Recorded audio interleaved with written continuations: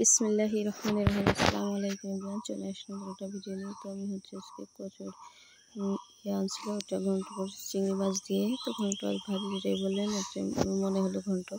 আমি যে রান্নাঘরটা ঠিক করতেছি, একটু পিছন দিকে নিব। তো এই কাজগুলো করতে হবে, তো ভাবলাম ঝটফট করে কচু ওই ইয়াটা এই যে কচুটা আনছিল, তো কচুর ডাঁটাটা আর কি চিংড়ি মাছ আছে, তো ওটা দিয়ে আর কি ঘন্ট করে করবো। আর এটা হচ্ছে খুব চটপট এবং তাড়াতাড়ি হবে, কারণ হাতে প্রচুর কাজ। তো এখানে হচ্ছে এগুলা কেটে নিচ্ছি, নেওয়া হচ্ছে।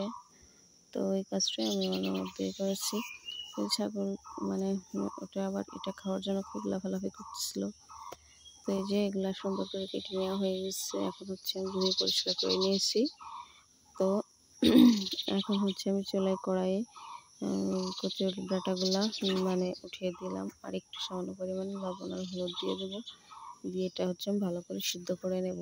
তো ভিউয়ার যারা দয়া করে ভিডিওটি দেখছেন, একটা লাইক দিয়ে ভিডিওটি দেখবেন আর সম্পূর্ণ ভিডিওটি দেখে যাবেন।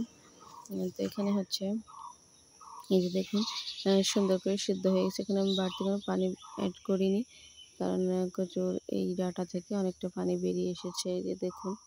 তো যাই হোক, এটা আমি একটু ঘন্ট করছি, তো ঘন্টই করব, এর জন্য আমি পানিটা অত শুকাবো না। তো এটা আমি নেড়ে চেড়ে একটু এগুলা ভেঙে নেব। আর এখানে হচ্ছে বাগারের জন্য পেঁয়াজ, রসুন আর হচ্ছে কাঁচামরিচ কেটে নিয়ে এসেছি। তো কড়াইতে এখন দিয়ে দিলাম হচ্ছে আমি পরিমাণ মতো তেল। তো তেলটা দিয়ে আমি হচ্ছে একটু গরম করে এর মধ্যে কেটে রাখা পেঁয়াজ, মরিচ, রসুনগুলো দিয়ে দেবো। তো এখানে চেষ্টা করবেন রসুন পেঁয়াজ আর ঝালটা একটু বেশি করে দেওয়ার জন্য, কারণ কচু শাক বা যে কোনো শাক বলেন, যেটাই বলেন, একটু ঝালটা বেশি হলে খেতে একটু বেশি ভালো লাগে। তো আমি এখন এগুলো ভালো করে নেড়ে চেড়ে নিচ্ছি। আর এই যে দিয়ে দিচ্ছি চিংড়ি মাছগুলো ধুয়ে পরিষ্কার করে রেখেছিলাম।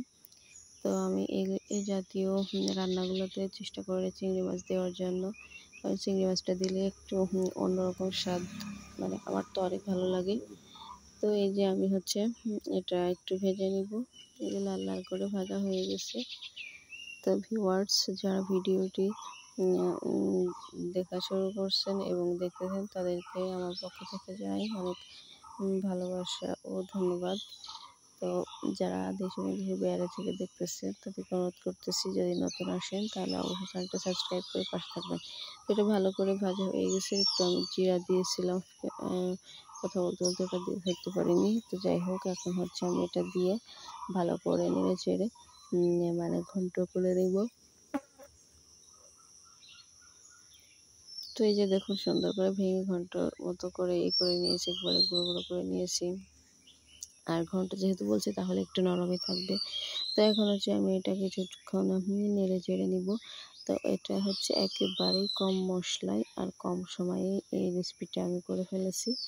তো ভিউয়ার যদি আপনাদের ভালো লাগে দেখে, তো আমার এটা করে দেখবেন বাসায়। তো এই যে আমার ঘন্টটা হয়ে গেছে, পরিবেশন করেছি, দেখুন কত সুন্দর, মাশাআল্লাহ।